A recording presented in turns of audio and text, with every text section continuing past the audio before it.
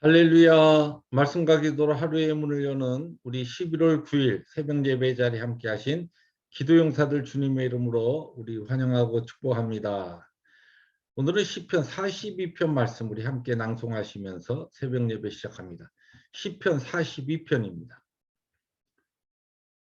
하나님이여 사슴이 시냇물을 찾기에 갈급함 같이 내 영혼이 주를 찾기에 갈급하니이다. 내 영혼이 하나님 곧 살아계신 하나님을 갈망하나니 내가 어느 때에 나가서 하나님의 얼굴을 배울까? 사람들이 종일 내게 하는 말이 내 하나님이 어디 있느냐 하오니 내 눈물이 주야로 나의 음식이 되었도다. 내 영혼아 네가 어찌하여 낙심하며 어찌하여 나의 속에서 불안해하는가? 너는 하나님께 소망을 두라. 그가 나타나 도우심으로 말미암아 내가 여전히 찬송하리로다. 아멘. 주님 감사합니다. 이 아침도 사슴이 시냇물을 찾기에 갈급한 마음으로 우리의 영혼이 주를 찾으며 주님께만 소망을 둡니다. 오늘도 하나님을 갈망하는 자에게 찾아오시는 주의 거룩한 역사와 또한 주님의 사랑과 온유의 그 은혜를 오늘도 우리에게 풍성하게 허락하여 주옵소서. 예수님의 이름으로 감사하기도 합니다. 아멘. 오늘 하나님의 말씀 욥기서 21장 1절부터 16절 우리 교독해 나갑니다. 욥이 대답하여 이르되 너희는 내 말을 자세히 들으라. 이것이 너희의 위로가 될 것이니라. 나를 용납하여 말하게 하라. 내가 말한 후에 너희가 조롱할지니라. 나의 욕망이 사람을 향하여 하는 것이냐. 내 마음이 어찌 조급하지 아니하겠느냐. 너희가 나를 보면 놀라리라. 손으로 입을 가리리라.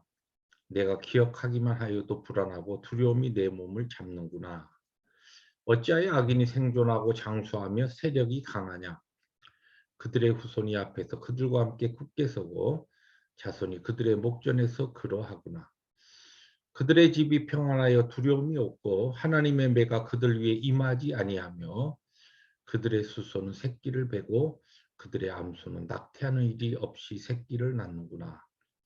그들은 아이들 양떼같이 내보내고 그들의 자녀들은 춤추는구나. 그들은 소고와 수금으로 노래하고 피리부로 즐기며 그들의 날을 행복하게 지내다가 잠깐 사이에 소홀에 내려가느니라. 그러할지라도 그들은 하나님께 말하기를 우리를 떠나소서 우리가 주의 도리 알기를 바라지 아니하나이다.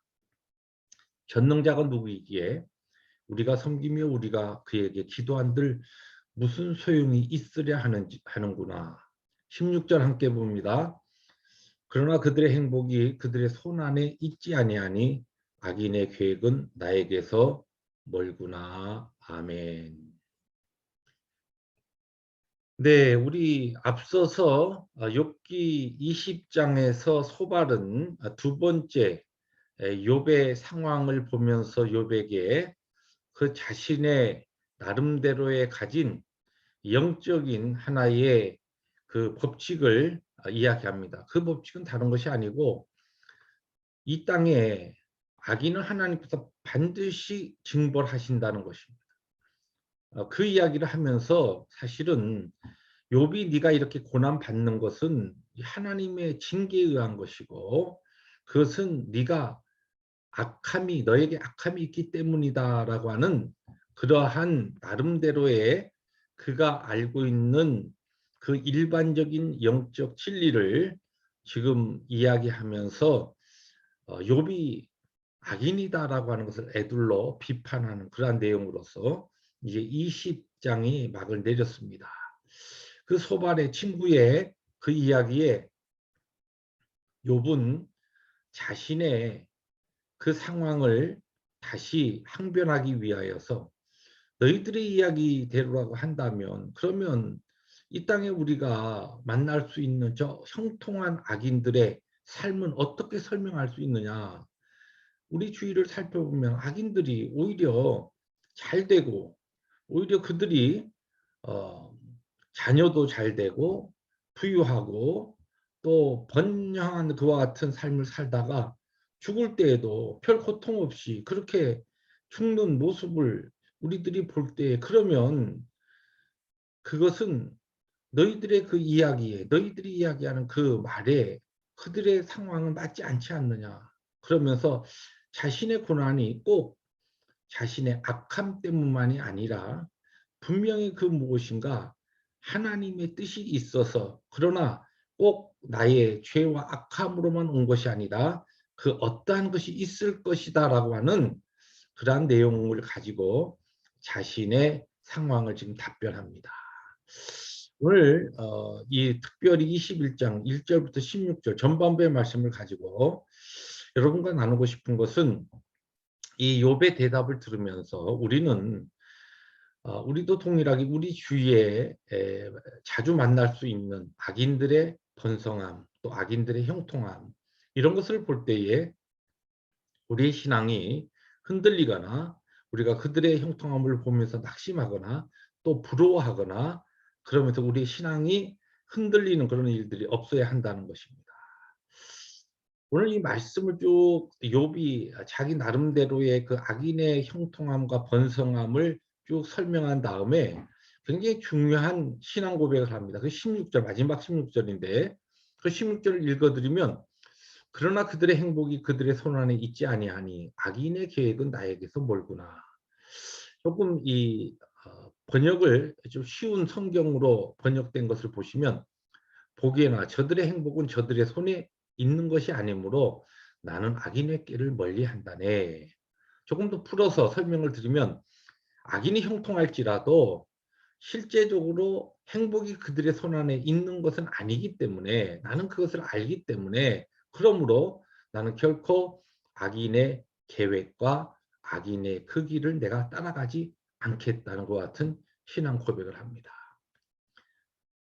여기서 우리가 중요한 질문 하나를 할 수가 있습니다. 왜 그러면 하나님께서, 공의로우신 하나님께서 악인들의 형통함을 그대로 보고 계시는가, 또 그것을 허락하시는가?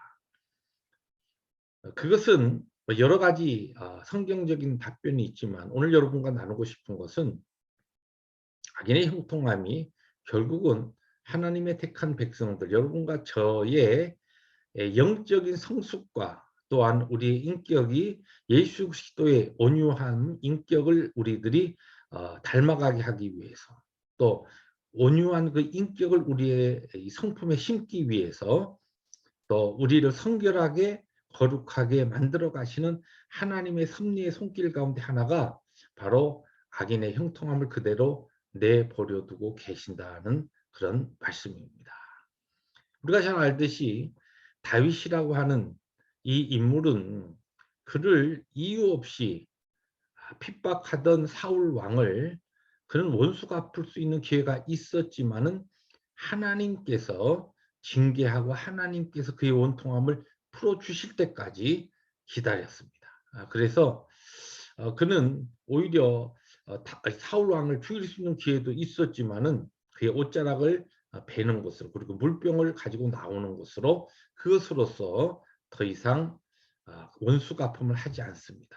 그러나 우리가 잘 알듯이 마침내 하나님께서는 사울 왕을 징계하시고 다윗의 원통함을 풀어 주십니다. 이때에 온유가 무엇인가 우리가 알 수 있습니다. 온유는 하나님의 심판과 하나님의 일하심을 끝까지 기다리고 참는 것이 온유입니다. 이것을 믿는 자들의 삶에서 우리들의 또 인격 가운데 하나님께서 심기 위해서 우리 주위에 악인의 형통함을 그대로 내버려 두시는 경우가 많이 있다는 것입니다. 말씀을 정리합니다. 오늘 저는 말씀의 제목을 악인의 형통을 부러워하지 않으리라, 이 바로 이 욥의 고백을 말씀의 제목으로 삼았습니다. 오늘 하나님 은혜 가운데 살아가면서 우리 주위에 하나님을 알지 못하는 자들이 번성함을 보면서, 아니 어떤 경우에는 함께 더불어 살아가는 우리의 이웃들과의 삶 가운데 나보다 훨씬 못한 사람들은 오히려 잘 되고, 나는 하나님의 뜻대로 살려고 몸부림치는데 내 삶은 힘들고 어려울 때, 그럴 때 우리의 마음에 시험이 올 수가 있고, 우리의 마음이 흔들릴 수가 있고, 우리의 신앙이 흔들릴 수가 있습니다. 그러나 이 땅의 삶이 전부가 아니라는 것을 우리가 알기 때문에 잠시뿐인 이 세상 우리들이 훈련받으면서 더 성결과 온유로 우리의 성품을 그리스도의 성품으로 세워가면서 하나님께서 우리에게 주실 영원한 그 나라의 그 복락과 기쁨과 또 영광을 우리들이 소망하면서 오늘도 우리에게 주어진 사명의 이 구원의 길을 힘있게 걸어가시는 승리 하루 되시기를 주님의 이름으로 축복합니다. 기도하십니다. 주님 감사합니다.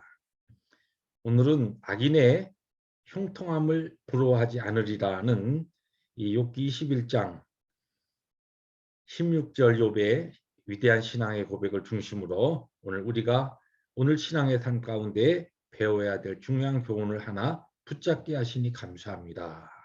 오늘도 이 말씀 붙잡고 진리로 행하는 승리하루 되게 하여 주옵소서. 예수님의 이름으로 감사하기도 합니다. 아멘.